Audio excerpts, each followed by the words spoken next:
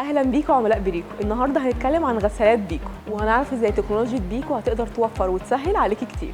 مساء الخير. النهارده هنتكلم عن غسالات الملابس اللي بتقدمها شركه بيكو لعملائها. الحقيقه ان شركه بيكو بتوفر عدد كبير من مقاسات غسالات الملابس اللي بتبدا من 7 كيلو 8 كيلو 9 كيلو 10 كيلو بالوانها بقى السيلفر والجراي والاسود. وطبعا الحمد لله شركه بيكو يتوفر لديها تكنولوجيا الموتور الانفرتر في كل الغسالات بتاعتها.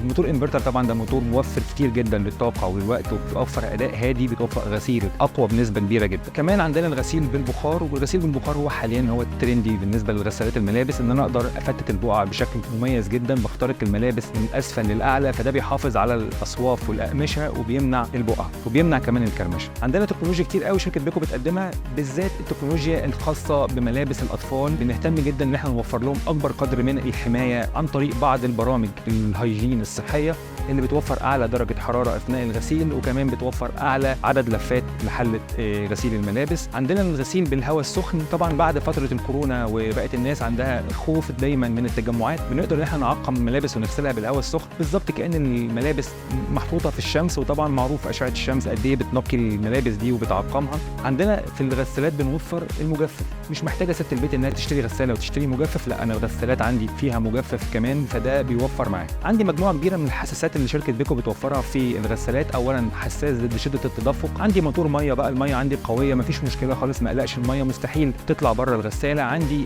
حساس ضد الحموله الزايده، لو انا عندي الملابس بتتكتل على بعضها الغساله بتبدا انها تعمل حركات معينه كده في حله الغسيل وبتفك الملابس دي عن بعضها عشان كل قطعه تاخد الوقت بتاعها. عندي برنامج مميز جدا في غسالات بيكو، هو البرنامج السريع اللي من خلاله اقدر اغسل في خلال 14 دقيقه بس. 14 دقيقه بس اقدر من خلاله اعمل عمليه غسيل كامله، بشرط ان الملابس ما تزيدش عن 2 كيلو. عندي شويه بلوك طبعا، ما اخافش لو عندي اطفال ان هم يلعبوا في زراير الغساله، مفيش مشكله خالص. حاجه مهمه قوي قوي ان انا اقدر اضيف ملابس بعد ما ابدا عمليه الغسيل، مش محتاج ان انا استنى لما عمليه الغسيل تخلص عشان اضيف حاجه لو نسيتها، ولكن طبعا بشرط ان ده يتم في خلال اول دقيقتين، او ان الميه ما تكونش وصلت للحافه السفليه من الحله. لو الكهرباء قطعت ورجعت تاني ما عنديش مشكله خالص، مش هبدا من الاول، لا الغساله هتعمل اوتو ريستارت، فهتبدا من اخر اعداد برنامج كانت وقفت عنده، وهنكمل البرنامج بشكل طبيعي. الغسيل او تكنولوجيا الغسيل اللي شركه بيكو بتعتمد عليها في غسالاتها هي الاكوا ويف او الغسيل بالامواج، ده عن طريق تصميم الغطاء الغساله من الداخل على شكل موجة البحر ورشاشات الميه على شكل زعانف، ده كله بيعمل خبطات او صدمات للغسيل.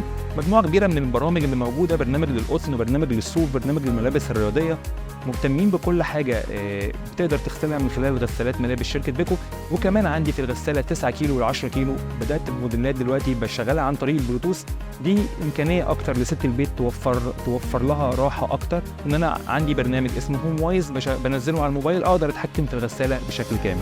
دي كانت نبذه عامه كده عن غسالات بيكو، ان شاء الله تلاقوا فيها مميزات وتكنولوجيا كتير جدا تعجبك. كده نكون عرفنا مميزات غسالات شركه بيكو. كل منتجات بيكو متوفره في فروعنا، ما تنسوش تنورونا في فروع بريكو.